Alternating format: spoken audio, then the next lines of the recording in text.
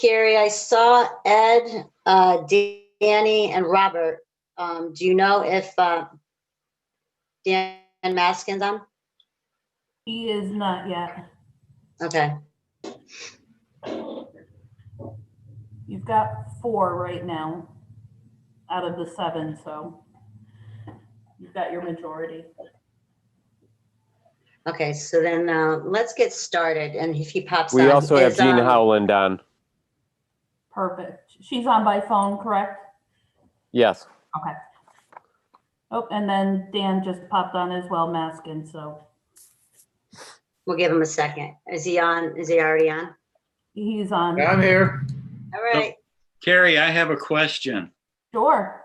I still haven't seen the CEO memo for the Spruce Street. Yeah, that didn't go through. SUP. All right, let me.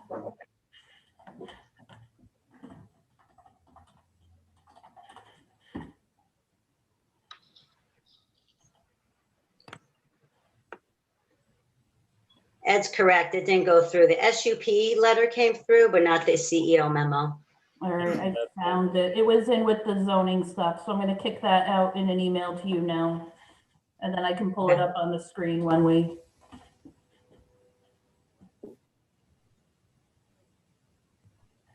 Are you ready to start, Carrie? I'm ready when you are. Okay. We'll call to order the City of Oneonta Planning Commission meeting for August 19th, 2020. Call roll. Chair Tomato, Here. Vice Chair Overby, Here. Commissioner Holden, Commissioner Maskin, Here. Commissioner Stanton, Here. Commissioner Thomas, Commissioner Lappin. Here. Commissioner Risberger, or Councilmember Risberger, sorry, Dave. Here. All right, Anna. Okay, we have approval of the minutes, the meeting held July 15th, 2020. I make a motion that we accept, or I mean approve. Do we have a second? Second, Lappin. Call roll. Chair Tomato, Yes. Vice Chair Overby, Yes. Commissioner Maskin, Yes. Commissioner Stanton, Yes. Commissioner Lappin. Yes. Passes. So the way we're going to do this meeting this evening is kind of how we did last month's meeting as far as my board goes. If there's anyone that's here on the Zoom that wants to speak on something that is not on our agenda, then Carrie will get you on so you can do so. Otherwise, any correspondence and petitioners that we have that are here to speak for an agenda item, we're going to take them as we do each agenda item. Carrie, do you know of anybody that is here that's not for something on our agenda? Not that I'm aware of, no. Okay. Are all the applicants on? No, I do not see the applicant for 110 Chestnut Street, that's old business number 1.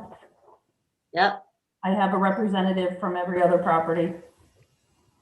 Okay, so maybe we'll just put 110 Chestnut. We'll hold him to the end to see if he hops on. Okay. All right, our second agenda item is 4 East End Ave. Alan, are you on for 4 East End Ave? I am. Good evening, everybody. Let me see if Good evening. There you are. You want to tell us a little bit what you want to do? It's pretty simple project. So we purchased numerous parcels on the corner of East End Ave and Reynolds Street. My wife was approved for a restaurant where the former U-Haul building was, where we received permit to do demolition there. We've already removed that building. The parcel behind it, which houses the property of 4 East End Ave, we bought as a foreclosure. The property was in complete disrepair upon the purchase. It wasn't lived in. Well, it was lived in by about 55 cats, but that's about where it was. We had looked through it. We had engineers come in, basically, it could have been rehabbed, but it was extremely, extremely cost prohibitive based on what our needs are for the corner in general. So we're simply looking to remove the structure. The grade would be the same, so there would be no real disruption of it. It would be green space, and that's the goal for that property at this time. All right, Carrie, you said, thank you. You said that there's some people here. Of course, do we have any correspondence for East End Ave? I Let's do. that first. I have correspondence, and I believe looking at the screen that the representative is here as well.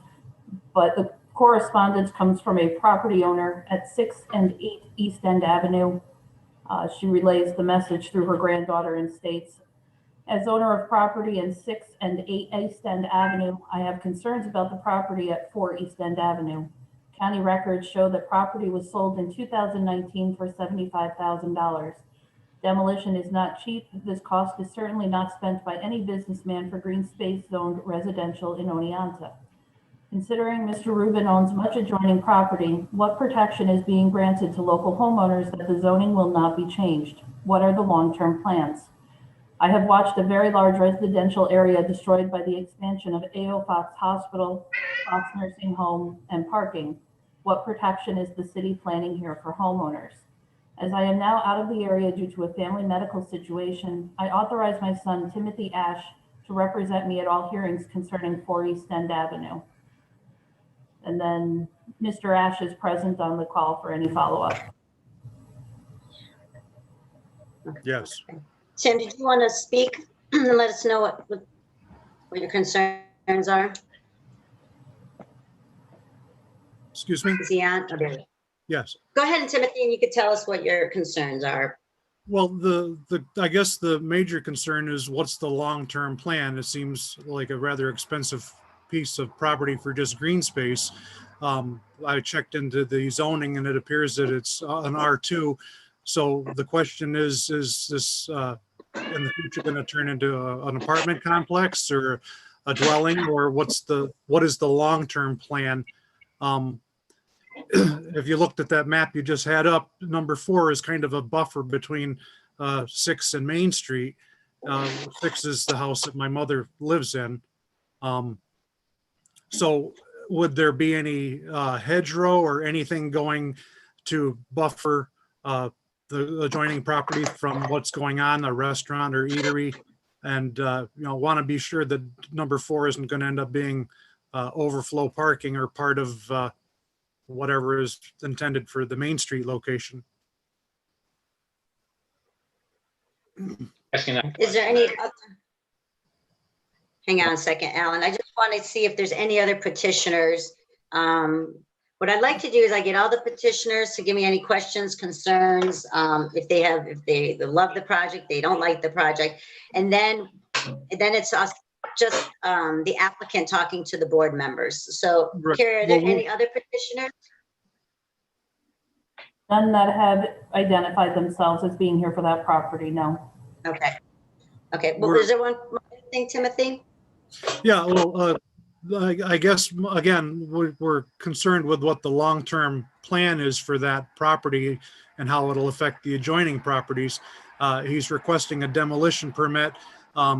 The place, essentially, that process has started. The siding has all been removed. The inside is completely gutted down to the studs and insulation and kitchen and everything. It's essentially already started. So I'm just, again, concerned for what the long-term plan is for that lot and the adjoining lots. Okay. All right, Alan. Maybe you can address some of those questions. I think that even as the board, we just want to kind of know too. I know you said you want to turn it into some green space. Maybe you can elaborate a little bit on that for us. Sure. Basically, that house was purchased at that price. So yes, $75,000 was extremely overpaid for that parcel. But in business, if you look at how the parcel lays out, that basically completed the rectangle of that corner. So having that parcel sit there just seemed counterproductive to us having, let's say, speculation as to owning that type of parcel rather than having that piece dangling on the corner there. So that's why that was purchased. As far as demolition for the green space, we have no plans at this time, nor any long-term plans at this time to do anything on that property except green space. The restaurant is pushed way up front. The planning commission has all the plans for that were approved. You could view it at any time. It doesn't get obstructive or push onto the parcel where the 4 East End Ave. There's no plans for parking there. We have plenty of parking in all the adjacent parcels that are there already. So again, currently, there's no long-term plans whatsoever except for green space. That's where we are on it. As far as a buffer zone goes, that's something that we can talk about when the restaurant is being built. If that's something that we want to have a conversation with, I don't know if it's going to be mandated by this commission, but that's something that we can talk about as neighbors, certainly. All right, I appreciate that. No problem. We want to be good neighbors. It's a neighborhood. Yeah. That's the concept. And I know, and I have spoken with your mother actually, because there's a stone wall in front. You can guarantee her it's not going anywhere. We're keeping it there. So I know you brought that up to me and the contractors that were there. So that wall is going to stay just like she asked. So I understand. It's basically just going to be a space the way it's leveled exactly there, except the blight of the house will no longer be there. All right, thank you. No, Thanks, thank you. Alan. Is there any members, the board members that have any questions for Alan?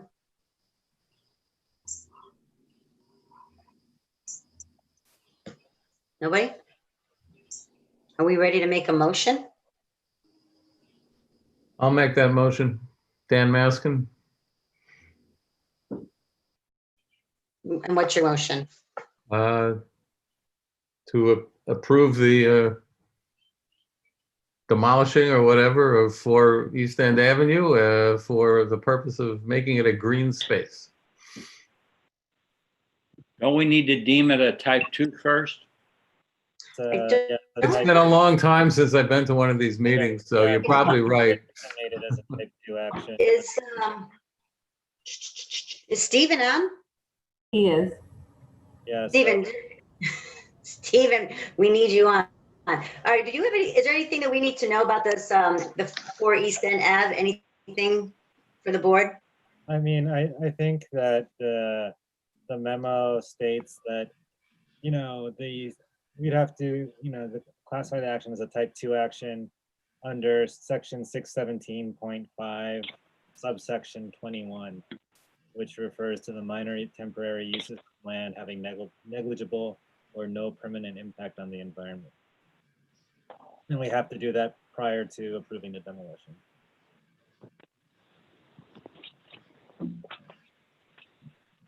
I'll make a motion that we deem it a type 2 action. Second, Lappin. Any discussion on that motion? Carrie, call roll. Chair Tomato, Yes. Vice Chair Overby, Yes. Commissioner Maskin, Yes. Commissioner Stanton, yes, Commissioner Lappin. Yes. Passes. So Carrie, can we just take Dan Maskin's approval of the site plan? Or do you want him to restate that? If he doesn't mind Motion. stating, I'm sorry, what? if you could restate your intention to make a All motion. right, motion to approve the demolition of 4 East End Avenue for use as a green space. Site plan. Second. Yes. Who was the second? I had, Bob Stan, thank you, Bob. Call roll. Chair Tomato, Yes. Vice Chair Overby, Yes. Commissioner Maskin, Yes. Commissioner Stanton, yes, Commissioner Lappin. Yes. Passes. All right, Alan, you've got your site plan approved, so you can start work on that green space. And I do appreciate that you were in contact with Timothy's mom, so that way she feels hopefully comforted. In all honesty, if there's ever any questions, my wife is extremely receptive to helping out anyway with anything, Tim. So just anytime. and her number's on the buildings and whatnot. Okay. Yeah. Well, I'm not sure how long my mother's going to be out of town, but Okay. we'll definitely, try to be neighborly and make this work for everybody. Sounds great. We appreciate that. I appreciate you being here. Thank you. Thank you. Good luck, Alan. Thank you, Thanks. guys. See you Appreciate now. it. Thanks, guys. Okay, so let's see. Next on the agenda is 18 Bugby Road. Yep, and Ms. Howland is connected to the phone. Let's see if she's up.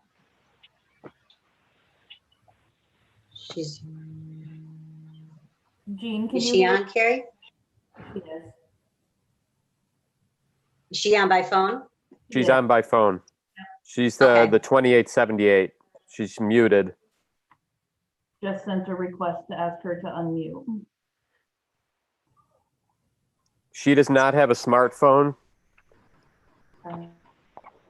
Oh, Do you have a way to unmute her? I'm not sure how that happens with a Not on regular a phone. phone. Yeah, I sent a request to ask her to unmute. Jean, if you can hear me, if you hit *6, I believe it is, it should unmute you.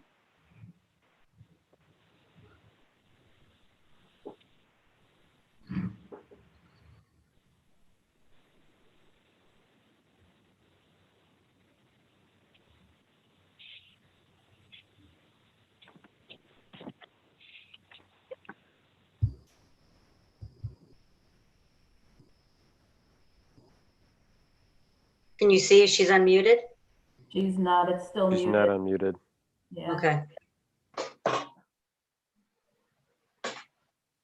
Do you want, so she can't hear us, is that right? Or can she hear us? She can hear us.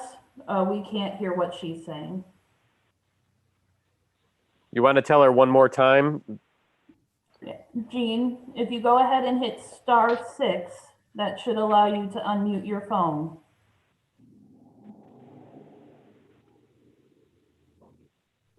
There you are. Okay, Hi, Jean. you How are there? You're cutting out. Anna, do you want to try and see if your connection's better? Yeah, Jean, can you hear us? Yep, I can hear you now. All right, why don't you tell us a little bit of what you want to do with your property at 18 Bugby Road? Okay, I want to put up a carport to park my car under. As I've gotten older, I'll be 75 in October, and I have to park my car outside. And I have a knee replacement, and when I clean off my car, it's gotten so that the ice forms and then I slip, and I want to put a carport up so that I can get in the car without worrying about falling. Okay. All right. Carrie, are there any correspondence or or petitioners? I have no correspondence for this property. And unless somebody has joined after the fact, no one has indicated their intent to speak. Okay. All right. Right, So and I also talked Go with the three houses that would look at where it's going to be, and they all had no problem with it, which I turned in with the permit. perfect. And Carrie put the picture up on the screen for us to be able to look at. So I'm just going to see if the board has any questions for you. If there's anything, you have to take down a garage too, correct? I beg your pardon? Oh, no, excuse me. You're not taking down anything, right? Sorry. No. More than, no, okay. No, You just putting a carport up. okay.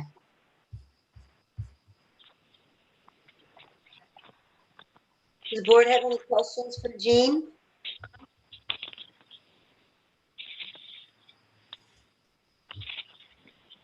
I don't think so. Steven, is there anything we need to know about the property? Seems like everything's pretty stated Yeah, out. Pretty, it's pretty straightforward.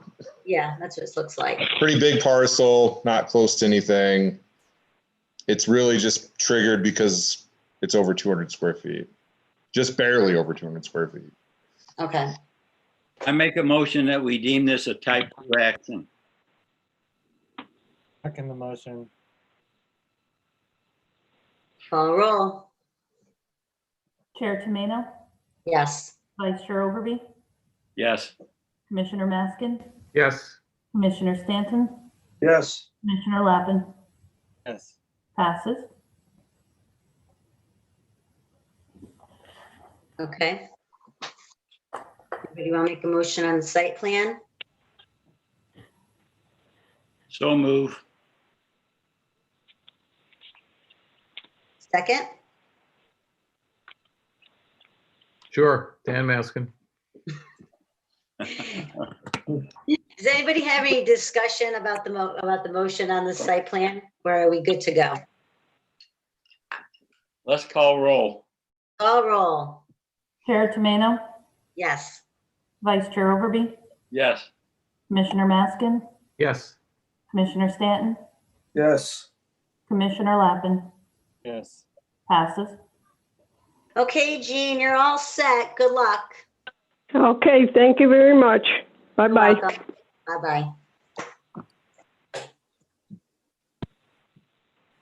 Okay, next on our agenda, 6971 Spruce Street.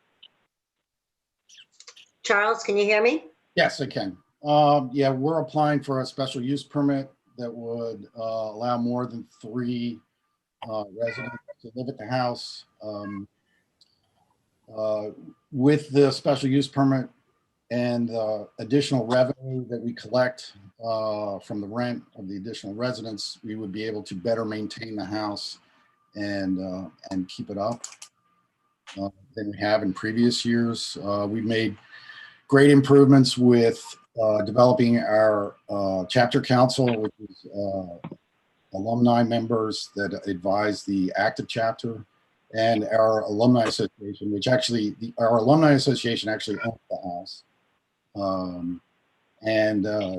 We have regular meetings. We haven't met over the summer, but in the spring, we had bi-weekly meetings to discuss things such as payment of bills, budgeting, process and procedure that the actives need to do in order to, better develop community relations and, overall maintain the house. So that's what we are applying for. Charles, is there one of the representatives, like one of the students that are gonna be living in the house on? Yeah, Rob Del Judas is on. There's a few people on. I know Okay. Rob Del Judas is on. Jack Colbath is on. So they haven't had an SUP in a long time. So when, if this evening they get granted an SUP, this is something that in May, they have to come back to the front of the board. Oh, yeah. And We're aware of that. if you guys are listening, a couple of things that we look for is that you have a good relationship with your neighbors. You kind of clean up after yourselves. There's no problems with the police department, the fire department. Codes are always, met. Garbage is picked up. Sidewalks are done. All that great stuff about being a good neighbor. So I just wanted to make sure that they're aware that those are the things that we'll look at come May when they come back in front of the board. Right. Yeah, I've made them painfully aware over the past few years of doing all those things. So. Stephen, you're on, right? So they're up all on codes. They've got their certificate of compliance, correct? Yeah, so this property is a little weird because they have a certificate of compliance that's assigned to a residential property. It's not the same one that we would send to the fraternity houses. So yeah, it's kind of weird because they were kind of operating as a fraternity and they have a variance. So it's kind of one of those weird, it's kind of a weird property, but yeah, they're up to date on their CFC. But what does a weird property mean? Well, so our other fraternity houses are operating under special use permits. They get a 1-year certificate of compliance. They have different requirements they have to meet.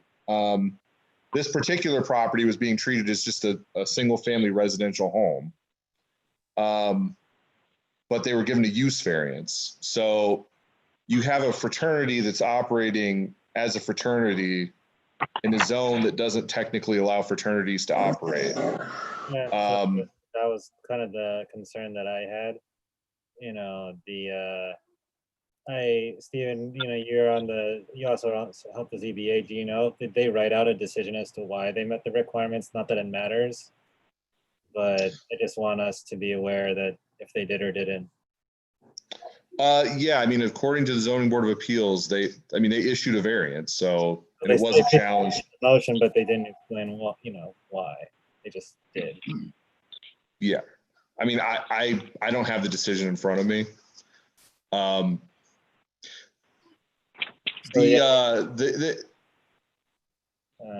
point that I'm getting at is that if they have the variance, that grants them relief from that particular part of the zoning code, doesn't it? So it doesn't. The zoning code was updated to basically encompass all fraternities operating at the time that the ordinance was updated. This fraternity was operating in that they occupied the house. They'd applied for an SUP. So the code basically requires that they either get an operating permit or a special use permit. So this property had already been in existence and had already applied for an SUP prior to that section of code update. So they're a pre-existing fraternity with a use variance in a zone that doesn't allow fraternities. Okay, I see. Yeah, so it's kind of a weird, they predate the zoning code as like a grandfathered use. The code was updated, so they became kind of enveloped in that pre-existing use. And the zoning board then granted a use variance. Even so, even if they were there, you know, I guess the purpose of the variance would then be to allow them to, you know, do other things that wouldn't traditionally be allowed if they were grandfathered in. Right. So the use variance was needed because the fraternity did not occupy the house for a certain amount of time. Oh, okay. The use didn't stop, but the fraternity just wasn't occupying the building. Okay, so it's basically to restart the clock, in other words. Yeah. Okay, and they still have to meet the requirements. You know. Yeah, so they'll still meet the requirements of an SUP because they existed before the zoning code was updated. So the ZBA must have deemed them this a pre-existing, yeah, similar to being grandfathered, only sort of not being grandfathered. Yeah, so the zoning board gave them a use variance. The code was then updated, so they became basically a pre-existing fraternity in that zone. So the code says pre-existing uses are required to get a special use permit. Stephen, what's the max that they can have in that house? So I think the zoning board actually put a number on that in their decision, but I don't know. I think it was So, seven or eight. 7 or 8, yeah. Yeah, so the zoning board basically gave them area variances for the code requirements as far as having to have, 500 square feet of house per resident. Basically all the stipulations that exist as far as limitations on occupancy, parking, they were all waived in the decision. So the zoning board gave them kind of a blank slate. So yes, they gave them a multiple variances, not just the use variance, but area variances as well. Right. Okay. So at this point, I think the zoning board set an occupancy level at either 7 or 8. I don't have the decision in front of me. Okay. Which basically is, we have other houses in that zone that are, 3-unit apartment buildings that can house that many people. They're pre-existing, but they do exist. but yeah, that's kind of where we're at. Okay. So the ZBA already did the seeker on this. So all we need is to approve the SUP, right? I mean, that would be, I mean, it's an approved use in the zone as far as the zoning board's decided. I think what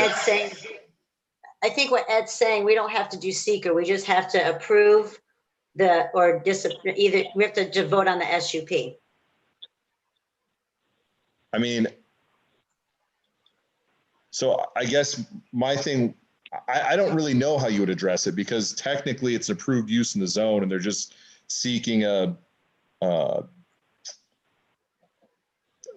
I mean, you guys are engaging in a review, so I don't exactly know what it would fall into because they have a use variance, so it's an approved use. I guess it's just a discretionary review. So I guess, in other words, they just want us to, check it out and say, okay, sounds good. Do you meet the code requirements as far as like, did you submit a house management plan? Do you meet the technical requirements to be issued an SUP? Well, they're going to have to come back in April for renewal. for annual SUP, right? Yeah. Correct. April or May. Usually in May, right, Carrie? It's May. I thought it was always the April meeting that you guys did that. Well, yeah, so you have to be approved before May 31st. Oh, okay. All right. Yeah, we usually do it in April just to make sure in case it needs to slop over. Right.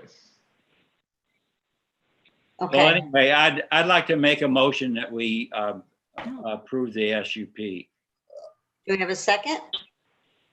I'll second.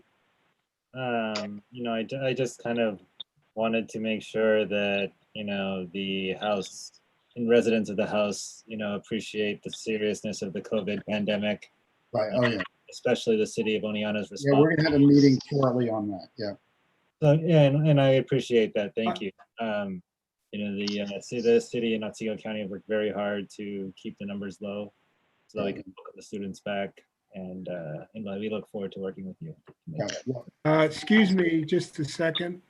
Before this is Lee Fisher. I live across the street from that. It used to be the Alpha Sig fraternity house. And I have spoken to the person who was in charge. And I just want to make it clear that I want to actually know the exact number of how many people are in the house, and that the house members should not bring in other people and have more cars there than what they're supposed to. I would like to see something put in the clause that's going to say that they should not have anyone on the rooftop, on the roof like they were this past spring. If somebody were to get injured like they did down in Binghamton, somebody gets killed. The property should be maintained most of the time between Bob Hopkirk and myself. We always shoveled the snow, but I will say that there were days when some of the fraternity members came and did part of the driveway of Mrs. Clunes, which I also do. So we would like to see more of that type of work from the gentlemen that are inside. But I really want to be clear in the fact that you are in a residential area, and we have had a good relationship, and we would expect that relationship to continue. Lee, I just wanted to just to let you know that, so in the past, this particular house was not being held possibly accountable to those things because they did not have an SUP that was granted through the planning board.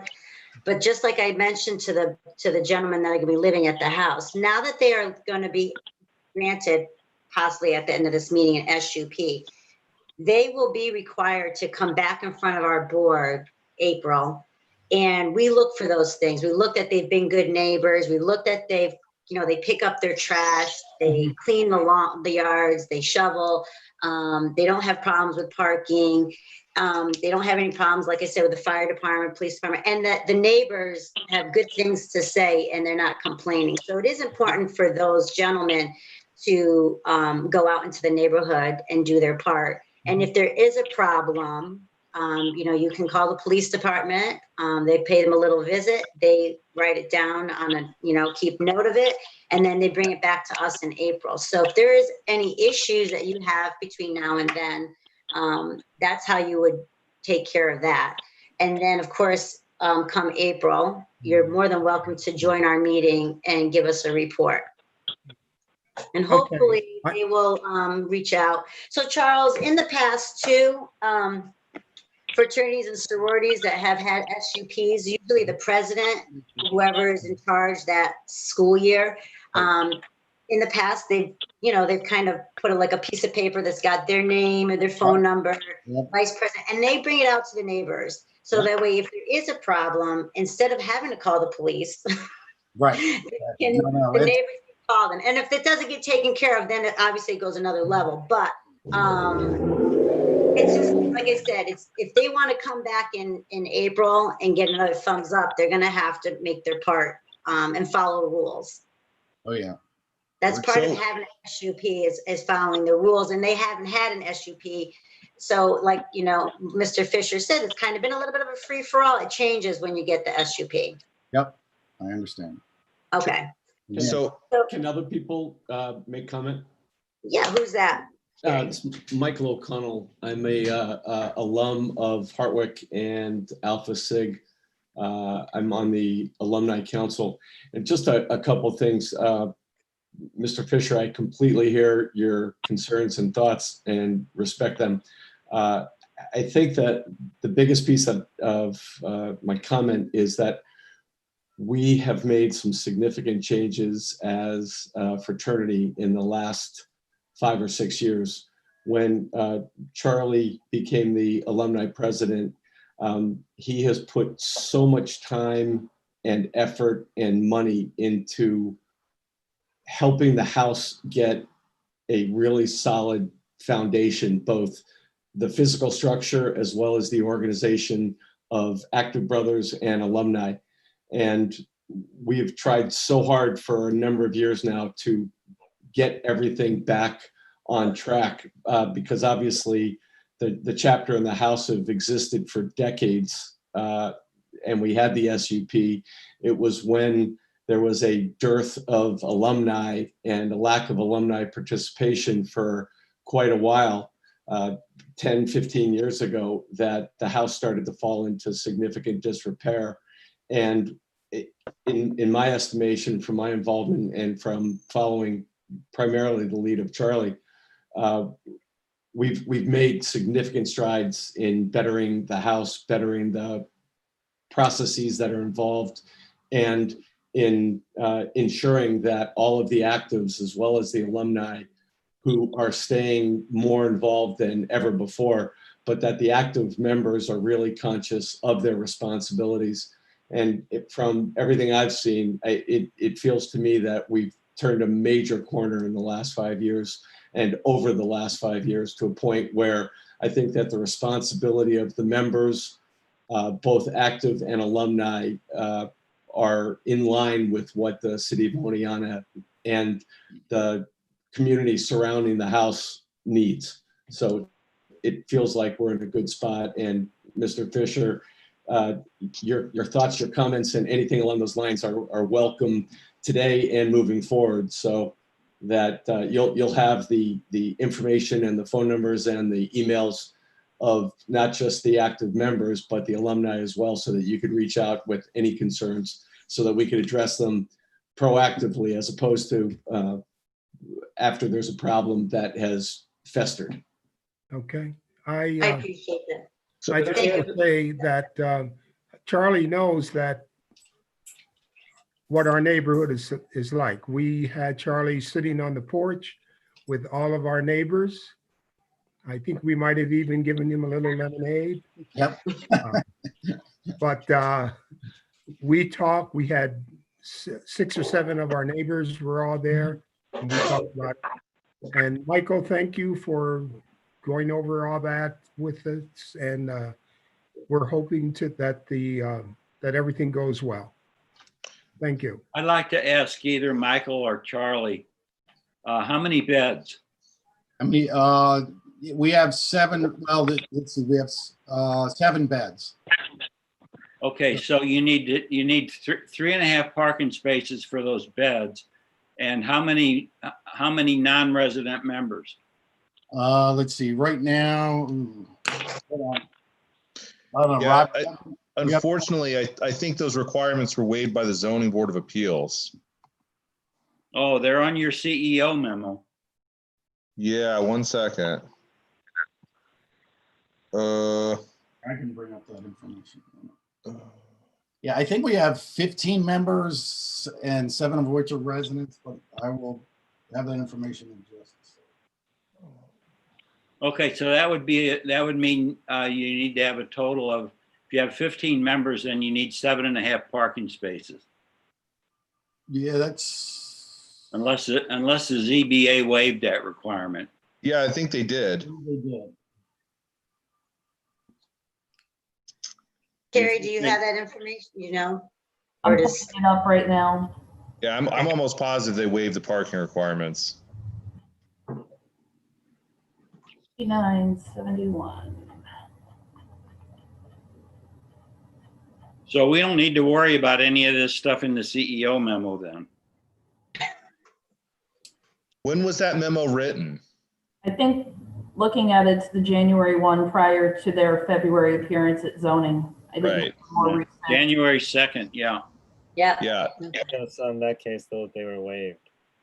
Right.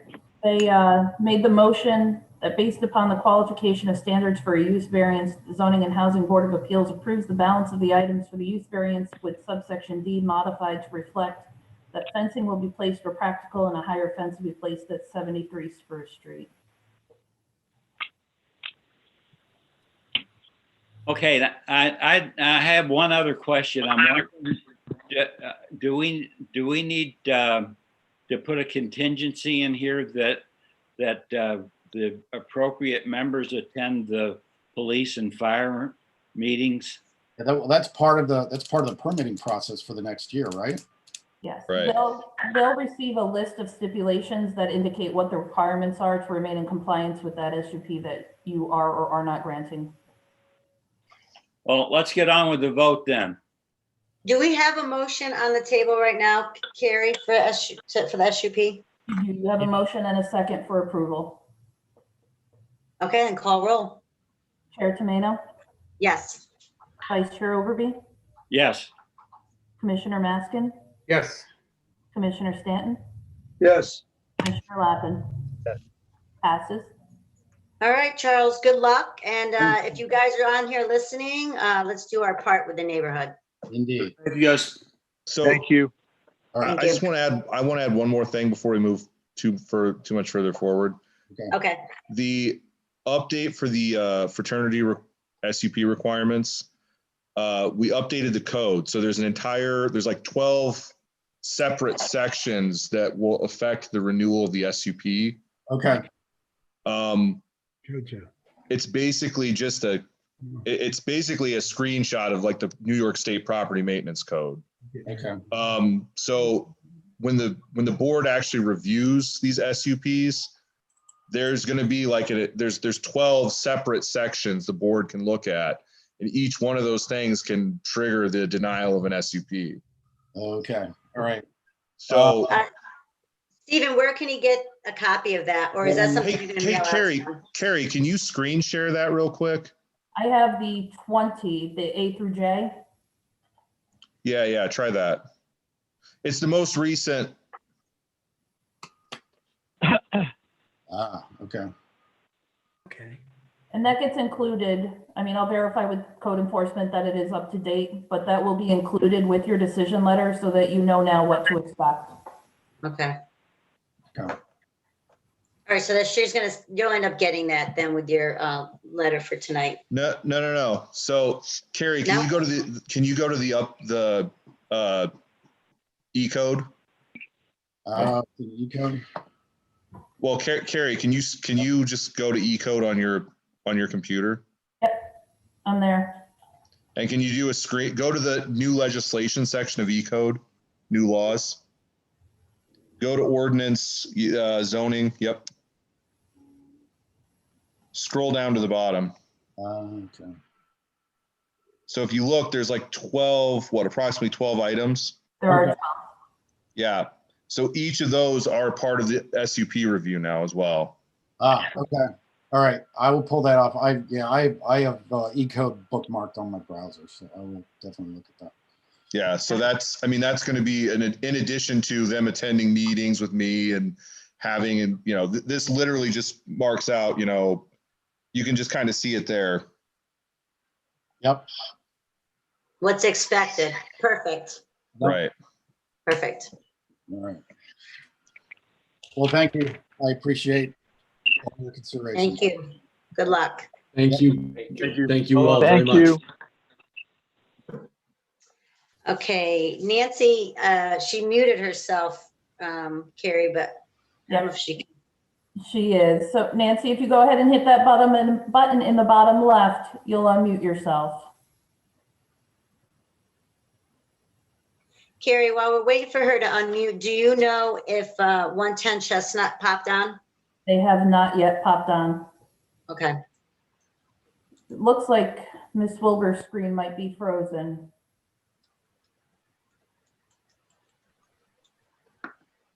Well, her camera went off. Yeah, she just dropped connection. So if you don't mind, we'll give her a second to reconnect.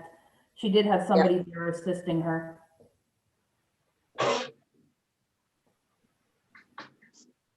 If 110 doesn't make it on before the end of the meeting, and do you let them know that they got switched, like put on this agenda? Did they did they get back to you? They did not. I got confirmation that the letter was signed for, however, by a resident. So, Stephen, do you know if they're not going through with the project? So we actually maybe looked into that, and I believe they just went ahead and maybe bulldozed that garage without approval. So that'll be something we have to figure out. I've heard a bird told me that that garage mysteriously disappeared potentially. So I'm really surprised because John's come to our board for other projects. I know. So I'm going to have to verify that and figure out what's going on with that. Yeah, Okay. that's not good. It's like one of those literal cases where they should know better. Yeah, he should know better. He does know better. So if that is true, then yeah, we'll have to go from there.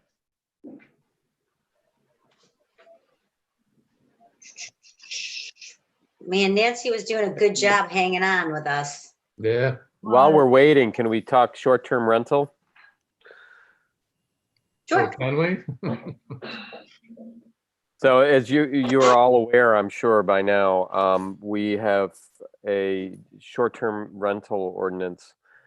We passed it last night, but it's got to go for a public comment period. So, if it turns out that there's serious disagreement from this board, it would definitely be taken under consideration, and Gary could always refuse to sign it and send it back to council. But has everybody had a chance to look at the changes? No. We received comments from Ed. I think that was it, though.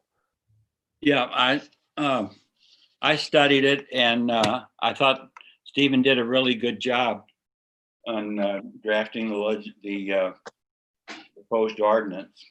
This is something that's been under consideration for a couple of years now. I was not for it originally. But Stephen added some changes, and then at the last minute, we decided to make one further change to really lock in the fact that makes it near impossible for somebody to come in and buy 5 other houses and use them all as short-term rentals during the year. So it's got to be your primary residence. So I'm still not crazy about it, but I know it's a massive problem that we have, and Stephen has had a very hard time trying to enforce the current rules. So hopefully this will be a big tool for his tool So if basket I there. remember correctly, you can move out for the summer and let somebody else live in your house. Essentially, yeah, but you've got to let the city know exactly who's going to be living there when. So that's part of the deal. Right, right. Yeah, I thought there were good protections in it.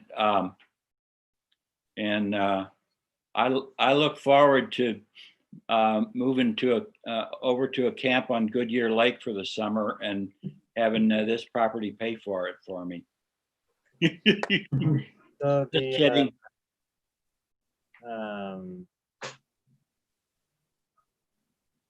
So in section 300-32, when it says districts permitting the new short-term rentals, so it says the new rentals will only be allowed in MU1, 2, and R4 in CI district. Is that was put into place in 2011, correct? Yeah, that's the existing code. Right. Okay, so that's the existing code. Okay, so then. The new code, it was sent to everybody, wasn't it? Yeah, it was sent as an attachment. Okay. I got a copy. I would say if you have any comments, or even if you have no comments, you could either forward them to myself or Stephen or directly to Gary. But I would just recommend that you do it soon. So, okay. Is there like David, I Yeah, thought you already voted on it. we did, but it's got to go. It's got to go for a Public comment. Okay, I missed that part. So I think it's just another 2 weeks. So first meeting in September, I believe, would be the public comment. Does that sound right, Stephen? Yeah. so I have the attachment from Carrie that was sent on July 20th, but that looks like it's the old code. There were just amendments made to the existing ordinance. Yeah. So some of it's the same. It's just there's been amendments added to it. So like the current code says, you can't permit a new short-term rental in any zone other than MU1, 2, CI, and R4. But then there's a little section under it that says, with the exception of, and it gives a list of, because it's basically keeping some of our existing structure and just adding to it. Okay, I see. Yeah, and so, is there any? Okay, yeah, I see where that is. It says provided all the other conditions are met. Right. I thought the planning commission was supposed to review any new legislation regarding zoning. I mean, the only objection. It is. That's why it was sent out after it was written. The only thing. But I mean, we didn't have a formal review. You emailed it to us. I responded to the email. I didn't see where anybody else did. I mean, the only thing that I have, concerns with doesn't, kind of half pertains to the law is that the way, the struggle that we have right now is that short-term rentals are allowed basically all over through use variance, and those run with the land.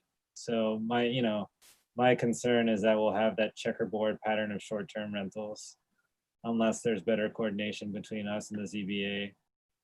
Well, the question I really want to know, and it's a little late now, is, I mean, we did go back to find out how many use variances were granted for short-term rentals over the last 10 years in areas in the R1, 2, 3 zones, and there really weren't that many. There were very few.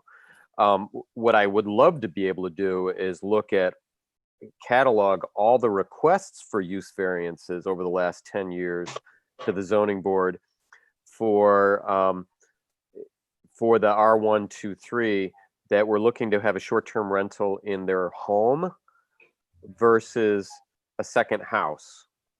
And that would give us an idea of how much of an impact this is going to have with future requests for use variances to the zoning board.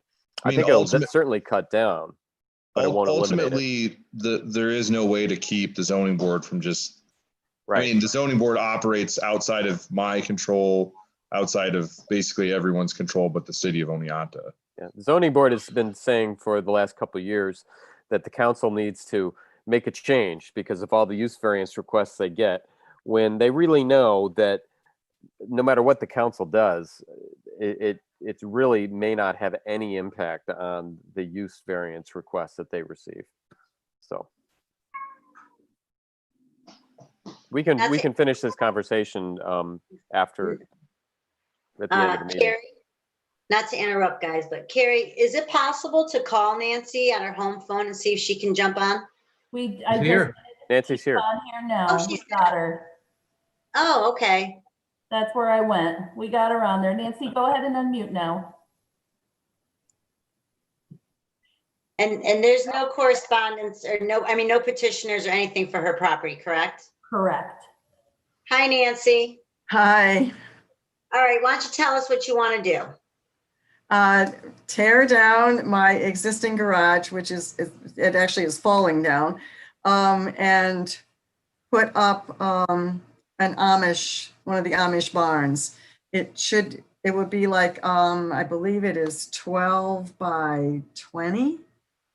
That's what I would like to put there. And I've had them come and check and they see no problem. They said it'll go right in there, okay. Okay. Great. The existing garage is larger than the garage that she's gonna put in. Right. So Okay. the new shed is actually smaller and fits within the footprint of the existing garage. So it's yeah, and that's kind of what it looks like. The setbacks are a foot. I mean, they're there. The reason it's being reviewed is because it's 240 square feet instead of 199. And this is considered a type 2 action. Correct. I make a motion that we deem this a type 2 action. Second, Lappin. Call roll? Chair Tomato, Yes. Vice Chair Overby, Yes. Commissioner Maskin, Yes. Commissioner Stanton, Yes. Commissioner Lappin, Yes. passes. And now I'd like to make a motion that we approve the SPR. Second. Oh, Dan seconded. Call roll? Chair Tomato, Yes. Vice Chair Overby, Yes. Commissioner Maskin, Yes. Commissioner Stanton, Yes. Commissioner Lappin, Yes. passes. Okay, Nancy, you're all set. You have to get with Steven because you got to get a demo permit. Okay. So you have to, I don't know if you, Steven, are they just going, making Yeah, appointments? you just make an appointment and I've met with Nancy a couple times now to get us to here, so Okay. we'll get it done. Okay, so All I can give him a call. Yep, just call or email me. Okay. All right, Good luck. thank you very much. Thank you. Okay, so Happy summer, everybody. It's going to be down in the 40s tonight. thanks for the warning. I wanted to ask if there was a deadline on the comments for the form-based code, or if the council, when the council, or I know Stephen wants, we need to get our input to you ASAP. So Yeah, so the MU1 code update it's not really on a that hasn't been submitted to council for any sort of approval. okay. It's a big enough document that I wanted everyone to have time to look at it, so that we didn't submit a document that we needed to make a lot of edits to. The short-term rental one, I mean, I thought that people would be able to look at it, I mean, you have 45 days to look at it. But it looks fine to me. I mean, it's pretty short. Yeah, it's not, it doesn't really have any problematic elements that I can see so far. I mean, we'll find out like this coming summer. Yeah, probably, but We'll find all the problematic Yeah. elements. But right now, like I answered Ed's questions. I sent them in writing, and where we're at now is we basically just have volunteer compliance. I mean, what we run into a lot is people being like, oh, well, I'm only renting it for 14 days once a year. Oh, I'm renting it for 15 and a half days. So it's kind of just a mess. So Stephen, are you the person in charge to follow through with these people? Like when they do submit something, or like who holds everybody accountable? Is that you do that? yeah. Yeah. Yep. Yep. Pretty much, if it doesn't involve like public property or the police, it's me. Somebody else signing on here? I think Carrie, we're all done. Is there anybody else on? There, one that indicates Dr. Donor just signed on, He's muted. correct? Okay, so is there any old business that we need to discuss? Or you guys want to call it a night? yeah, that sounds good. I wanted to touch base on the Deet Street project, see where everything stands with that. I haven't gotten anything on that. So they filed an appeal. That I heard. Surprise. Yeah, so it's been appealed, and we're getting ready for that. Okay.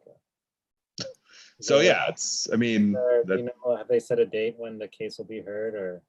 not to my knowledge. Okay, thanks. Yeah. With any luck, it'll be dismissed. I think their goal is to just delay. Yeah.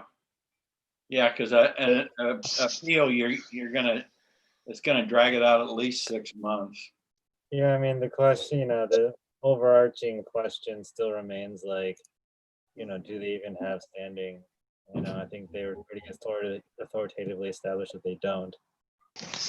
I think one of the things that's being brought up big time, or is a major part of this one, is the will, the public use portion of it. Oh, from Huntington, yeah. Yeah. I think that's.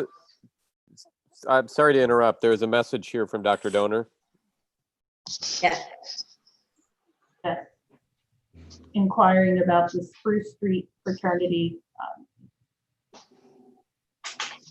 And that's all it states. May I speak about the 60 Spruce Street fraternity?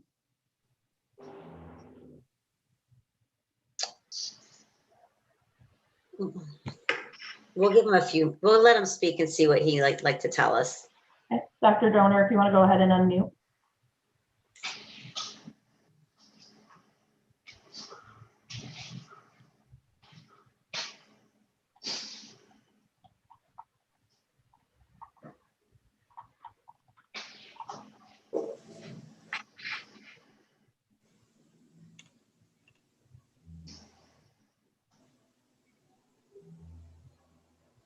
There we go. Is that working?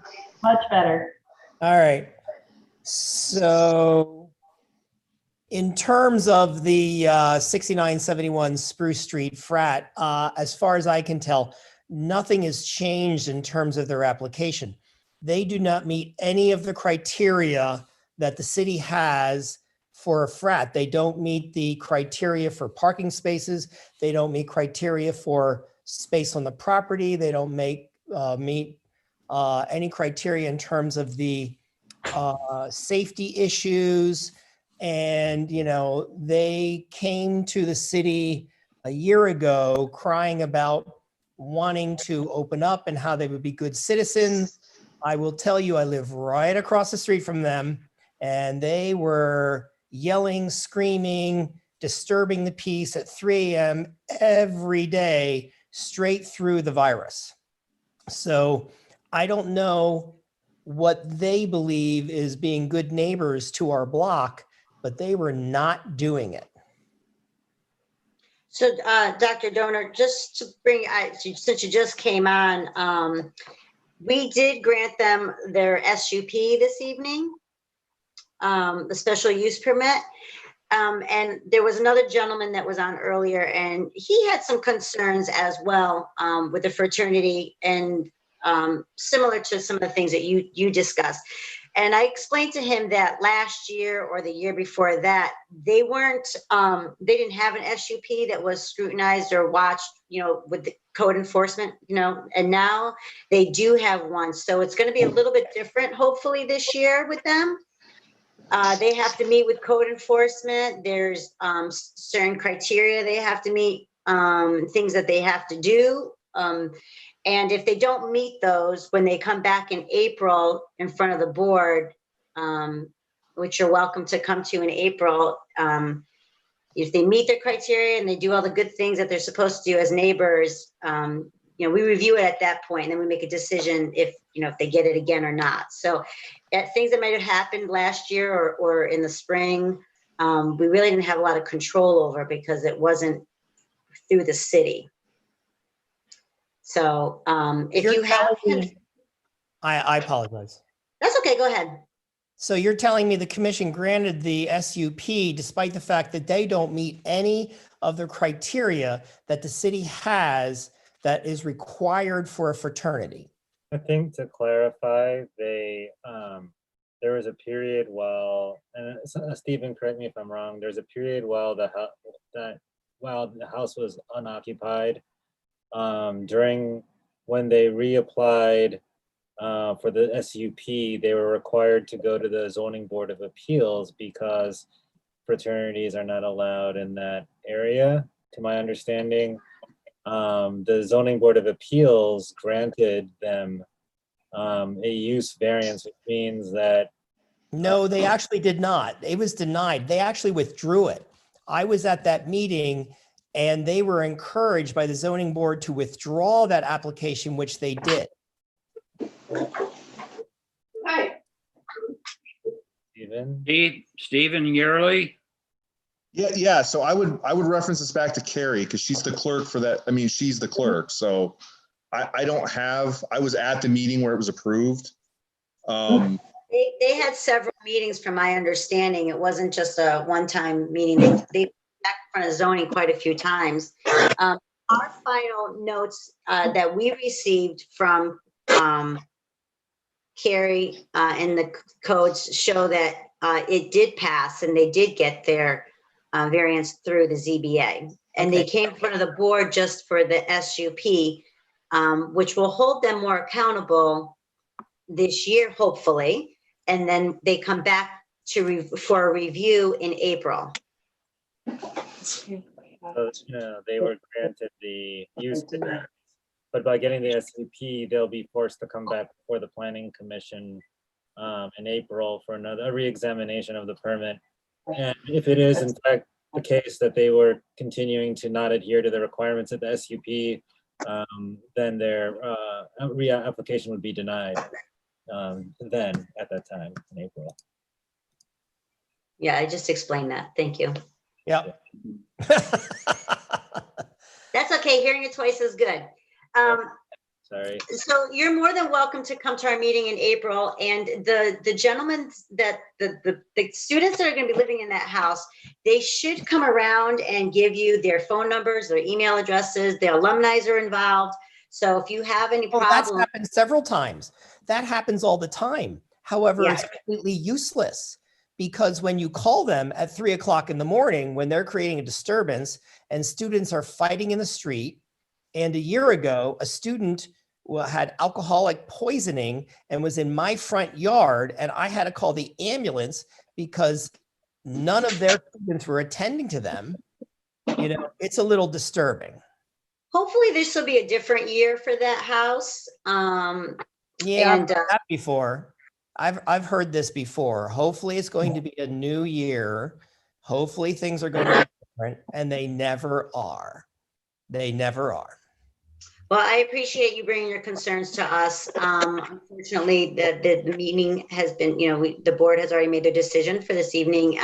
But again, they're going to be up for review in April. There's quite a list of things.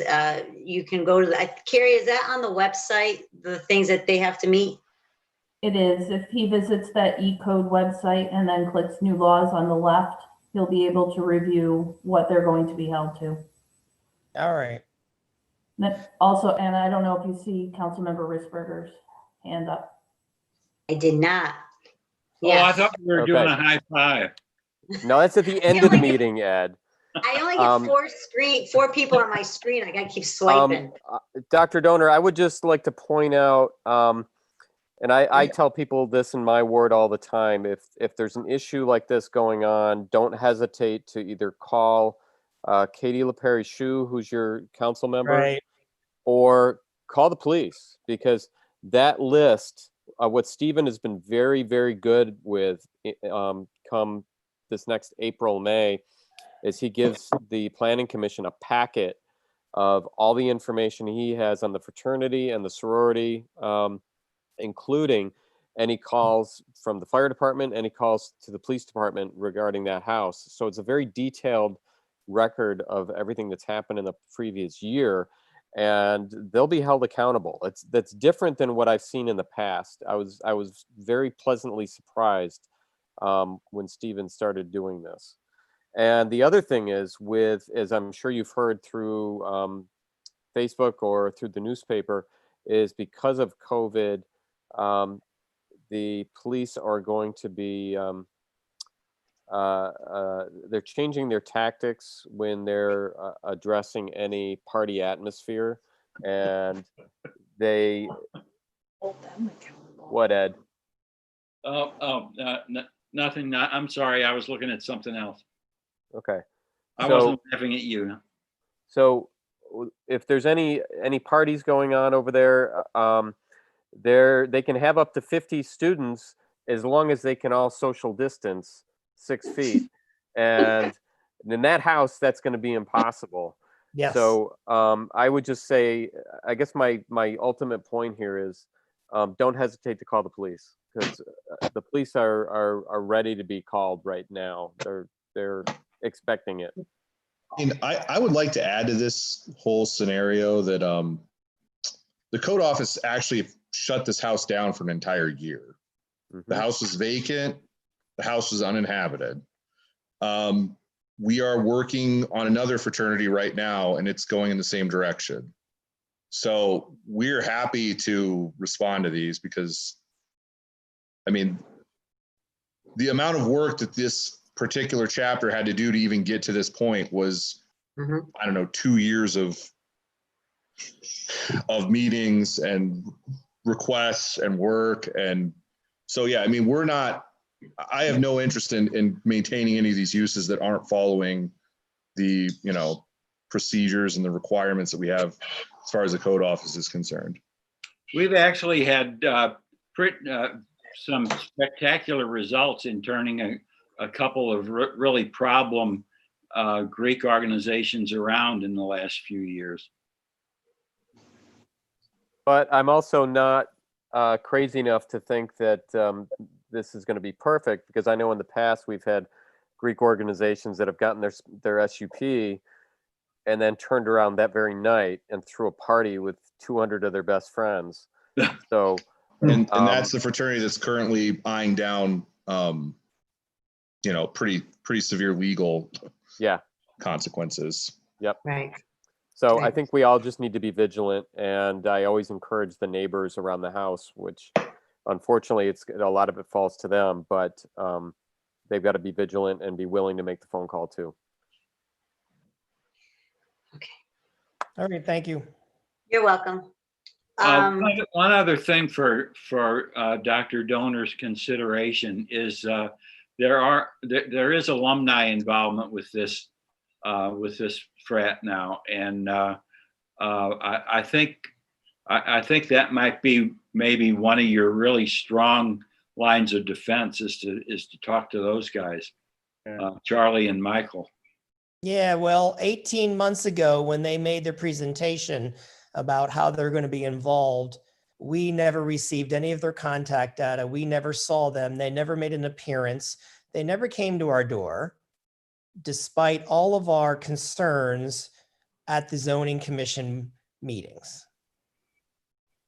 So call me cynical, but sure, they make a great story up front, and then that's where they leave it.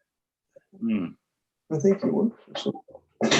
I think that also not to work on the donor, but the during those meetings, it's important to have like a paper trail of their, if there's been any misdeeds or they've failed to comply with the code that they agreed to in the SUP in any way. I think it's important to provide evidence then at that meeting or beforehand for the consideration of the commission. Okay. Okay. David, was there anything else that you wanted to discuss about the short-term rentals or anything like that? Or are we good on? No, I'd say just get your comments in. I know that I believe the rule is that the planning commission doesn't have to vote to approve a change, but but we always send the ordinance to you, or the proposed ordinance to you, for comments. So there's always a comment period, but you're not required to make comments. But we like to. If after 45 days there's been no response by the planning commission, it's assumed that they have no input, basically. Right. The idea is the planning commission drafts any recommendations, etc., and sends it to the common council, who then has the ability to consider those recommendations before enacting any legislation. I would think, though, that between the time you send us a draft and the time that common council votes on your draft ordinance, that there'd be a planning commission meeting. There is. It's going on right now. Have a conversation about it. We got that draft a couple of weeks ago, and common council voted on it, and now we're having a meeting tonight. Only 2 weeks ago, because we voted on it in the legislative committee in the middle of last month. Well, maybe that was before the last planning commission meeting, and there was a council meeting after that also. I got my copy of it since our last planning commission meeting. Right, and Ed is right. At our last month's meeting, July meeting, Stephen told us that he was going to email us and that we would have a chance at tonight's meeting to discuss it. And then you emailed us, Dave, or Ed and I, Monday night, because you guys were voting on it on Tuesday. And I thought we were going to just talk about it tonight. So I didn't respond anymore because I figured we were discussing it tonight. And if it voted last night, then it was a done deal. But well, it's not a done deal, though. No, it has to be. There's a public comment period, and if there's really significant concerns over it, let Gary know, let me know, and I have no problem telling Gary, let's pull it and consider some changes if you feel there needs to be some changes, and then we can put it in front of the council again. Okay. All right. Is there anything else that you guys want to talk about, or are we good? I'm good. Yep. All right. Let's call it a night, Carrie. Bundle up, everybody. Stop it, Ed. 46 degrees. Put the heat on. All right. All right. Take care, everybody. Thank you, everyone. Thank Bye-bye. you. Good night. There's your high five.